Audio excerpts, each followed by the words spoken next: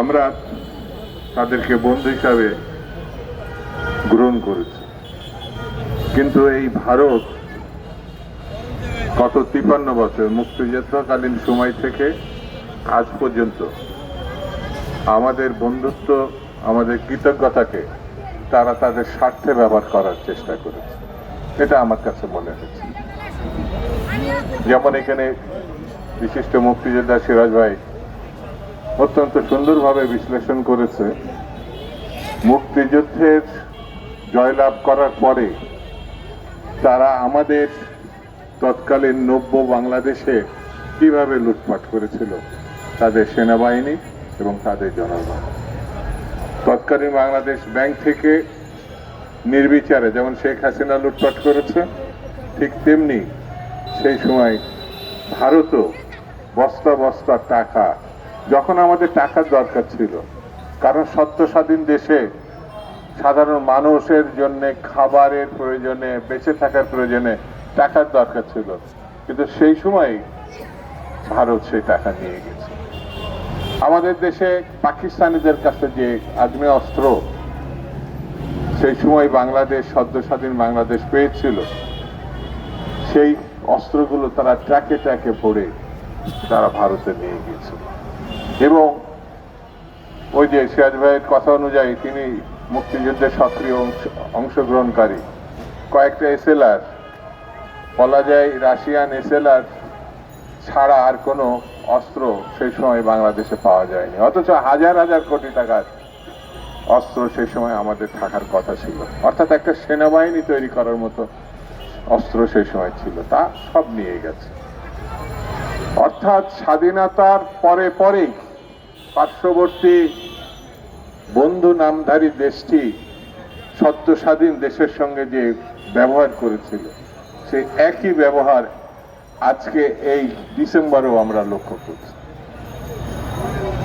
গত 4 মাস আগে 16 বছরের একটি পৈশাচিক শাসক, পৈশাচিক দল, পৈশাচিক শাসনের যা শুরু করেছিল 16 বছর আগে, সেটি 4 মাস আগে যখন তার পতন হয়, সেই পতন তারা ভারত আজ পর্যন্ত মেনে নিতে পারে।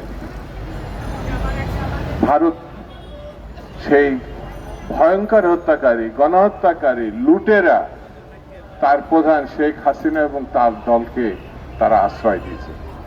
এই আশ্রয়ের মধ্য দিয়ে এটা প্রমাণ হয়েছে তারা গণহত্যাকারীর এবং লুটেরার পক্ষের একটা শক্তি। তারা বাংলাদেশে গণতন্ত্র বিনাশীর যা করেছে যে দল এবং যে নেত্রী, তার পক্ষের শক্তি, তার পক্ষের সমর্থক, তার পক্ষের মানুষ। অর্থাৎ ভারত সব সময় আওয়ামী লীগ, শেখ মুজিব, শেখ হাসিনার বাইরে কখনো আর অন্য কোনো চিন্তা করতে পারে না।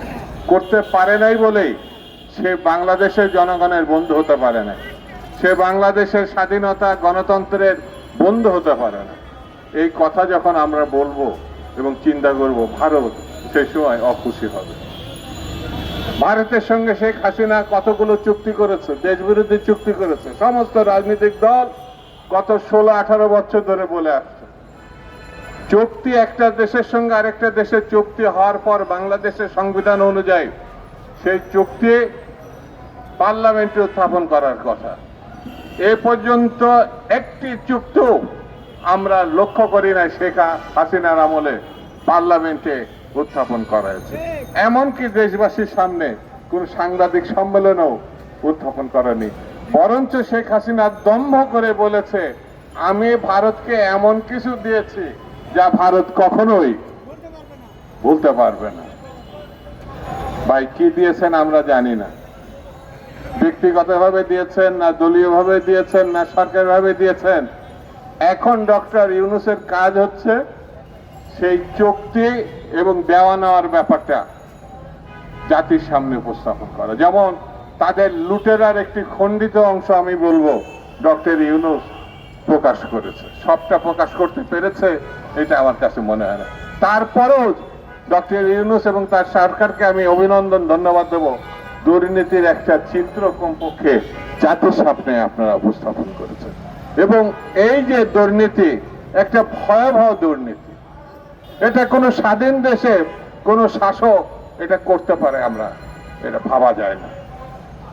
ভারত বলছে, তাদের মিডিয়া বলছে তারা বাংলাদেশের কিছু অংশ দখল করে নেবে। আমি ভারতকে অনুরোধ করব এই ভয়াবহ চিন্তা থেকে একটু দূরে থাকেন। বাঙালি জাতি, বাংলাদেশি জাতি, এই ভূখণ্ডের মানুষ সারা বিশ্বের অন্যতম বীরের জাতি। বীরের জাতি বাঙালি।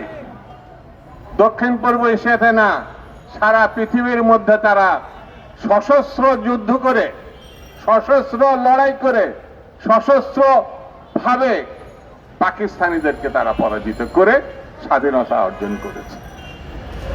আপনারা এই যে ভারত ব্রিটিশের সঙ্গে দেন দরবার আর টেবিলে বসে কিন্তু যুদ্ধ করে না, দেন দরবার করে ব্রিটিশের সঙ্গে মিস্টার গান্ধী, নেহরু স্বাধীনতা অর্জন করেছেন, যুদ্ধ করে না। আপনারা এটা কিন্তু আপনাদের মনে রাখতে হবে। পাকিস্তানিরা স্বাধীনতা অর্জন করেছিল দেন দরবার করে, আপনার টেবিলে বসে। বাংলাদেশের স্বাধীনতা অর্জন হয়েছে যুদ্ধের ময়দানে। শেখ মুজিব পাকিস্তানের প্রধানমন্ত্রিত্ব চেয়েছিলেন, সেই কারণে সে যখন 25শে মার্চের রাত্রে আক্রমণের আগ পর্যন্ত তিনি আলোচনা করেছিলেন, যুদ্ধের কথা বলেন নাই। এমন কোন তথ্য প্রমাণ নেই কোন জায়গায় তিনি মুখে স্বাধীনতার ঘোষণা দিয়েছিলেন। প্রমাণ এটাই আছে, বাংলাদেশে বীরের জাতি, বীর হিসাবে যিনি চিহ্নিত বাঙালি জাতির কাছে